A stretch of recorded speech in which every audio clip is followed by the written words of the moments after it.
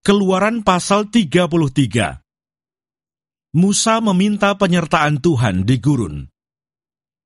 Berfirmanlah Tuhan kepada Musa, "Pergilah, berjalanlah dari sini, engkau dan bangsa itu yang telah kau pimpin keluar dari tanah Mesir, ke negeri yang telah kujanjikan dengan sumpah kepada Abraham, Ishak dan Yakub.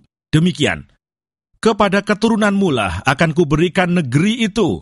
Aku akan mengutus seorang malaikat berjalan di depanmu, dan akan menghalau orang Kanaan, orang Amori, orang Het, orang Feris, orang Hewi, dan orang Yebus, yakni ke suatu negeri yang berlimpah-limpah susu dan madu. Sebab aku tidak akan berjalan di tengah-tengahmu, karena engkau ini bangsa yang tegar tengkuk, supaya aku jangan membinasakan engkau di jalan." Ketika bangsa itu mendengar ancaman yang mengerikan ini, berkabunglah mereka, dan seorang pun tidak ada yang memakai perhiasannya. Berfirmanlah Tuhan kepada Musa, "Katakanlah kepada orang Israel, kamu ini bangsa yang tegar tengkuk. Jika aku berjalan di tengah-tengahmu sesaat pun, tentulah aku akan membinasakan kamu. Oleh sebab itu, tanggalkanlah perhiasanmu, maka aku akan melihat apa yang akan kulakukan kepadamu." Demikianlah orang Israel tidak memakai perhiasan-perhiasan lagi sejak dari Gunung Horeb. Sesudah itu Musa mengambil kemah dan membentangkannya di luar perkemahan, jauh dari perkemahan, dan menamainya Kemah Pertemuan. Setiap orang yang mencari Tuhan, keluarlah ia pergi ke kemah pertemuan yang di luar perkemahan. Apabila Musa keluar pergi ke kemah itu, bangunlah seluruh bangsa itu dan berdirilah mereka, masing-masing di pintu kemahnya, dan mereka mengikuti Musa dengan matanya sampai ia masuk ke dalam kemah.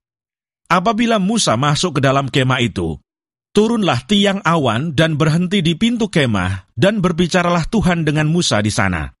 Setelah seluruh bangsa itu melihat bahwa tiang awan berhenti di pintu kemah, maka mereka bangun dan sujud menyembah, masing-masing di pintu kemahnya. Dan Tuhan berbicara kepada Musa dengan berhadapan muka, seperti seorang berbicara kepada temannya. Kemudian kembalilah ia ke perkemahan. Tetapi abdinya, Yosua bin Nun, seorang yang masih muda, tidaklah meninggalkan kemah itu.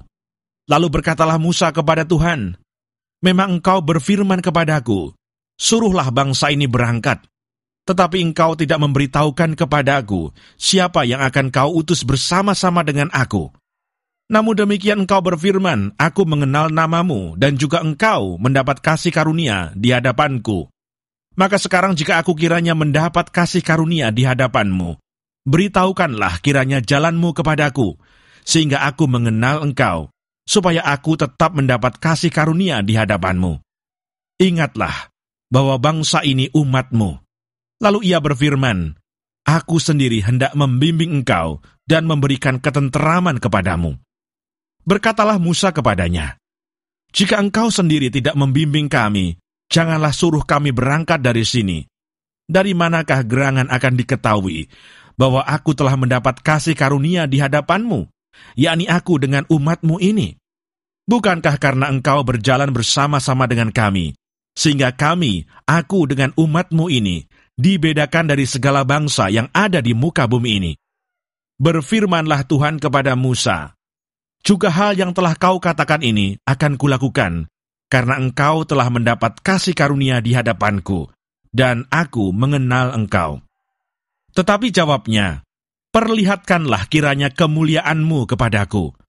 Tetapi firman-Nya, "Aku akan melewatkan segenap kegemilanganku dari depanmu, dan menyerukan nama Tuhan di depanmu. Aku akan memberi kasih karunia kepada siapa yang kuberi kasih karunia, dan mengasihani siapa yang kukasihani." Lagi firman-Nya, "Engkau tidak tahan memandang wajahku, sebab tidak ada orang yang memandang aku dapat hidup." Berfirmanlah Tuhan, "Ada suatu tempat dekatku, di mana engkau dapat berdiri di atas gunung batu. Apabila kemuliaanku lewat, maka aku akan menempatkan engkau dalam lekuk gunung itu, dan aku akan menudungi engkau dengan tanganku, sampai aku berjalan lewat. Kemudian aku akan menarik tanganku, dan engkau akan melihat belakangku, tetapi wajahku tidak akan kelihatan."